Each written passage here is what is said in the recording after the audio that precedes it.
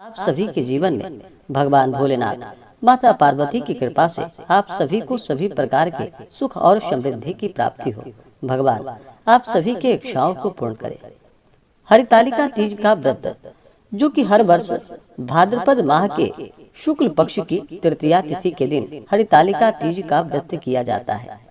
इस व्रत को सबसे पहले माता पार्वती ने, जो कि भगवान शिव को पाने के लिए, जो कि हस्त नक्षत्र से युक्त तृतीया तिथि के दिन माता पार्वती ने हरितालिका तीज व्रत को किया था, जिससे भगवान शिव जी प्रसन्न होकर के उन्हें प्राप्त हुए थे। हरितालिका तीज का व्रत, इस व्रत को महिलाएं अखंड सौभाग्य की प्राप्ति के लिए इस व्रत को रखती हैं और कुमारी कन्याएं इस व्रत को मन इच्छित वर की प्राप्ति के इच्छा से रखती हैं। यह व्रत भगवान शिव माता पार्वती की प्रसन्नता के लिए किया जाता है, जिससे कि भगवान शिव जी माता पार्वती प्रसन्न होकर के अखंड सौभाग्य का आशीर्वाद प्रदान करते हैं। हरितालिका तीज का व्रत, जो कि बड़ा ही कठिन माना गया है, इस व्रत में दिन और रात्रि निर्जला रह करके भगवान शिव माता पार्वती का पूजन किया जाता है। इस व्रत में अन्न और जल दोनों का ही त्याग करना पड़ता है और भगवान शिव माता पार्वती का पूरे विधि विधान के साथ सुबह और विशेष प्रकार से प्रदोष काल के समय में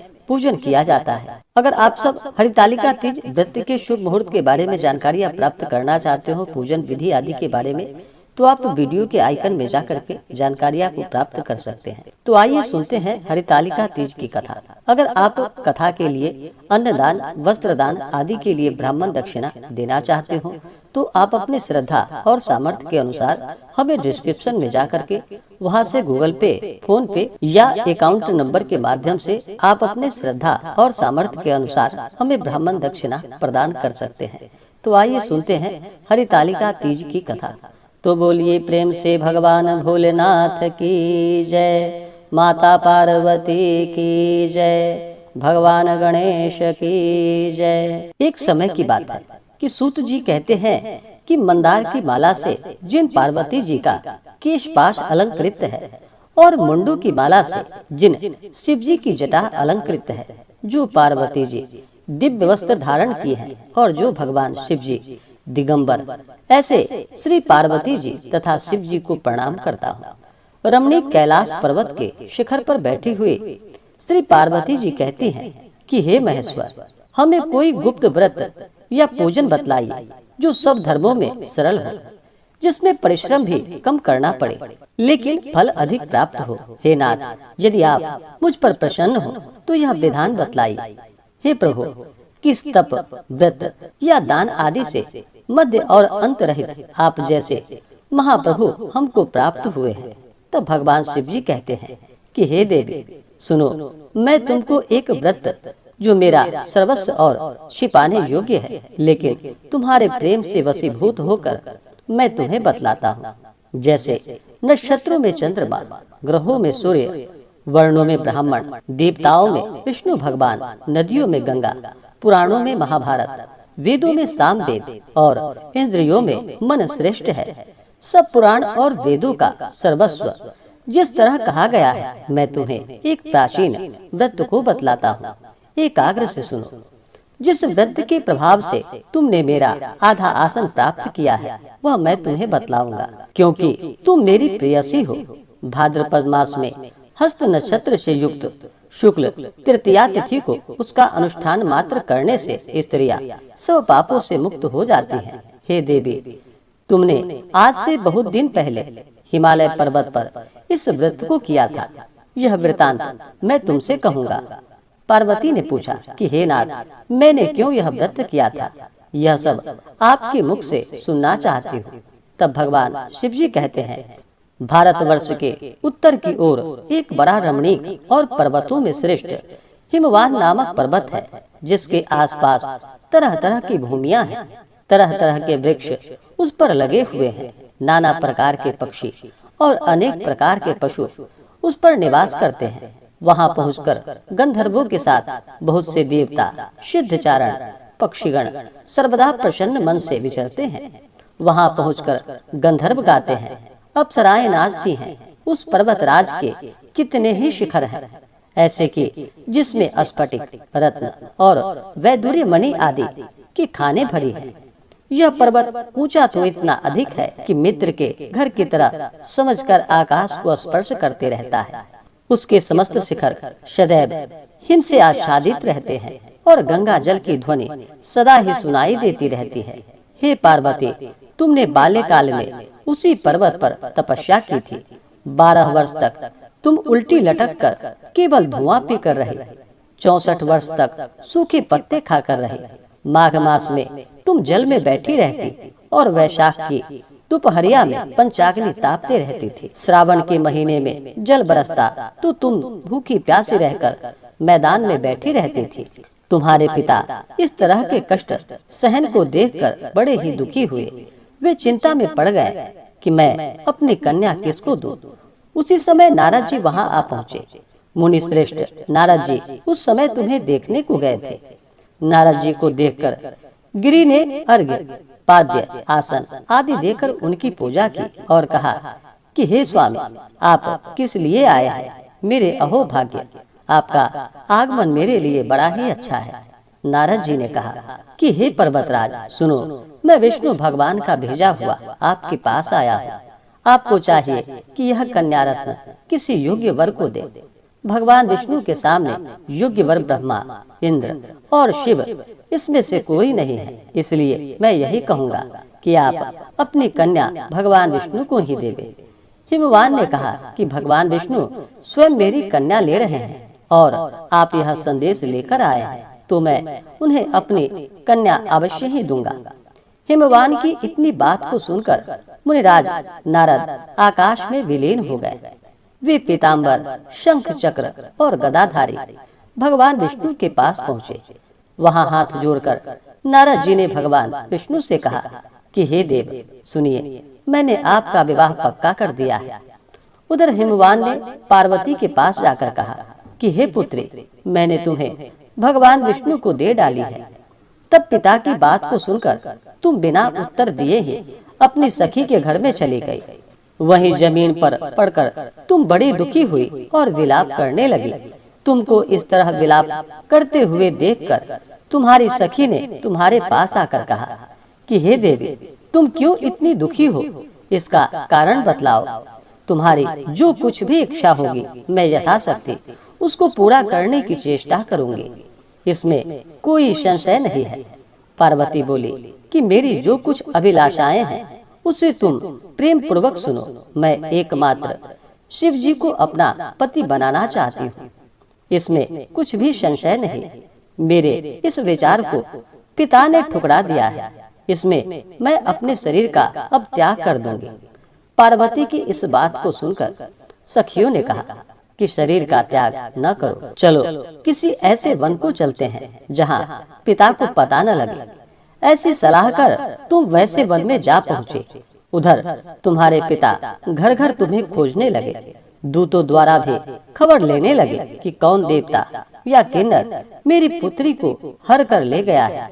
उन्होंने मन ही मन कहा, मैं नारद जी के आगे प्रतिज्ञा कर चुका हूँ कि अपनी पुत्री भगवान विष्णु को दूंगा। ऐसा सोचते सोचते हिमवान मूर्छित होकर गिर गए।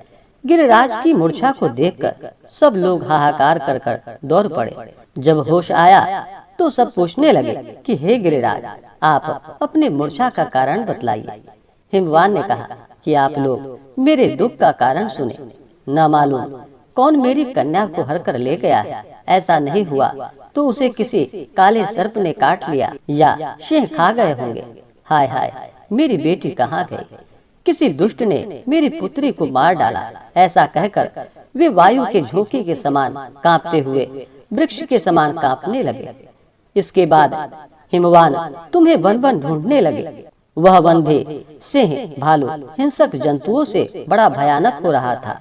तुम भी अपनी सखियों के साथ उस भयानक वन में चलते चलते एक ऐसे जगह पर पहुँचे जहाँ एक नदी बह रही थी।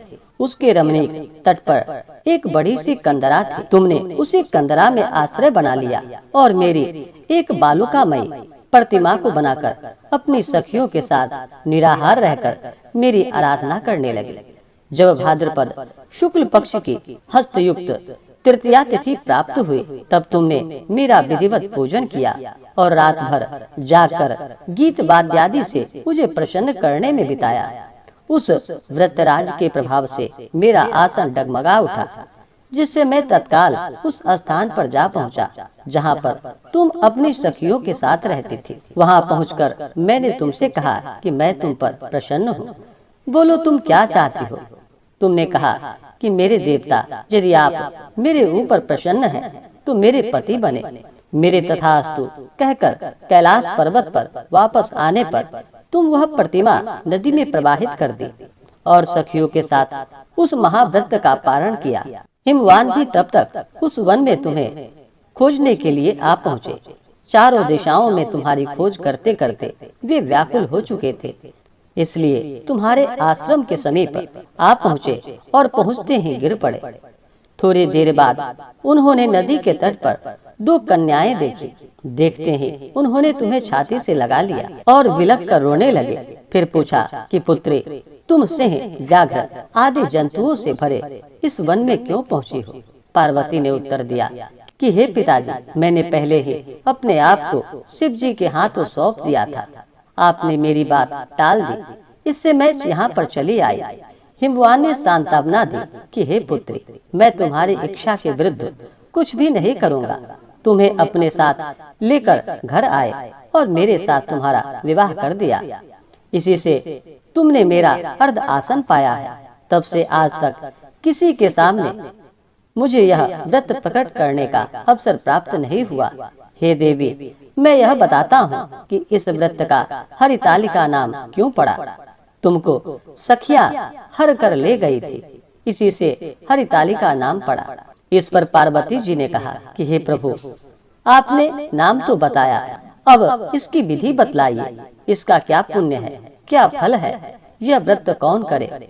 तब भगवान शिव जी पार्वती जी से कहते हैं कि हे देवी, मैं स्त्री जाति की भलाई के लिए यह उत्तम व्रत बतलाता हूँ। जो स्त्री अपने सौभाग्य की रक्षा करना चाहती हो, वह यत्न पूर्वक इस व्रत को करे।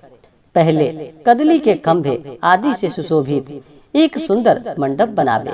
उसमें रंग बिरंग के रेशमी कपड़ों से चंदवा लगाकर चंदन आदि सुगंधित द्रव्यों से वह मंडप लिपवावे।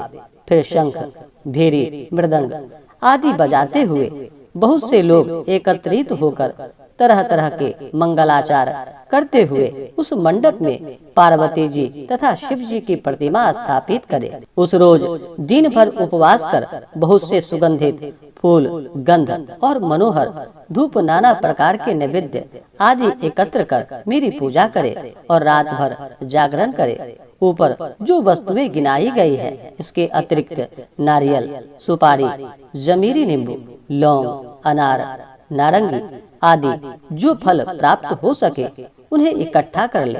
उस ऋतु में जो फल तथा फूल मिल सके विशेष करके रखे।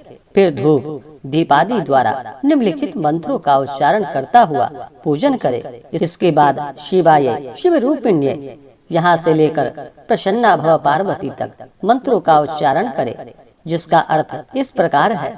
हे शिवे, शिव रूपिणी, हे मंगले, सब अर्थों को दान देने वाली हे देवी, हे शिव रूपे आपको नमस्कार है। हे शिव रूपे आपको नमस्कार है। हे शिवे, आपको सदा के लिए नमस्कार है। हे ब्रह्म रूपिणी, आपको नमस्कार है। हे जगत धात्री, आपको नमस्कार है। हे सिंह वाहिनी, संसार के भय से भयभीत मुझ दीन की रक्षा करो।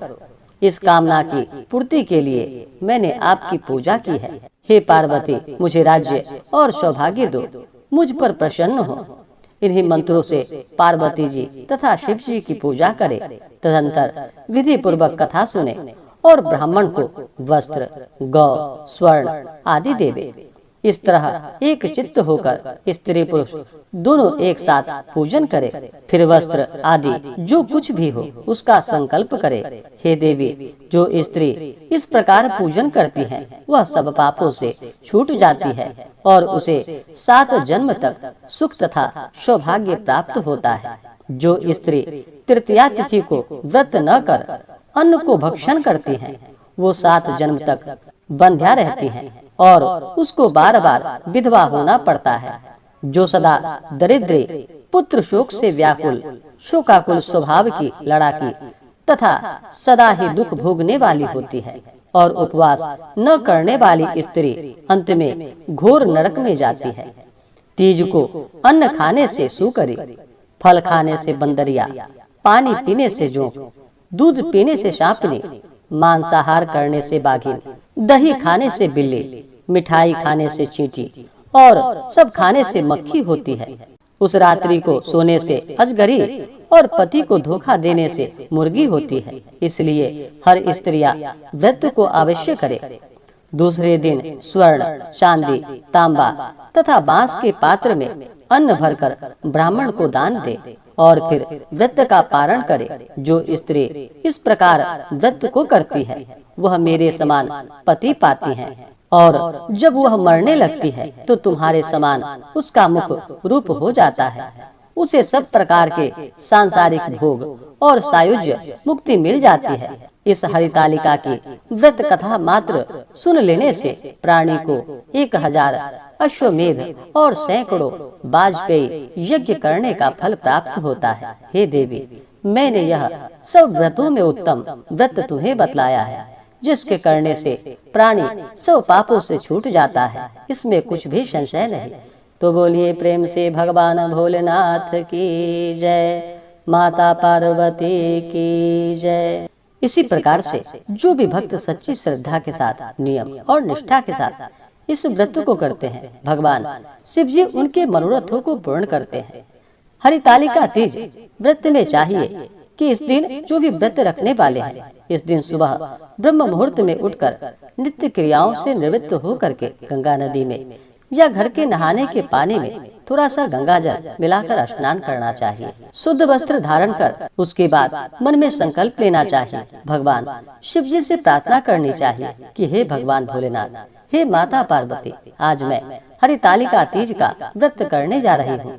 आप हमें आशीर्वाद प्रदान करें कि यह व्रत मेरा सफलता पूर्वक पूर्ण हो।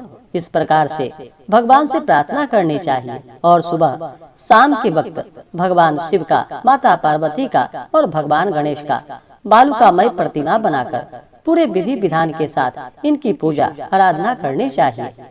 कथा को सुनना चाहिए। इस दिन और रात्रि अन्न और जल दोनों का त्याग करना चाहिए। इस दिन और रात्रि में जागरण करनी चाहिए।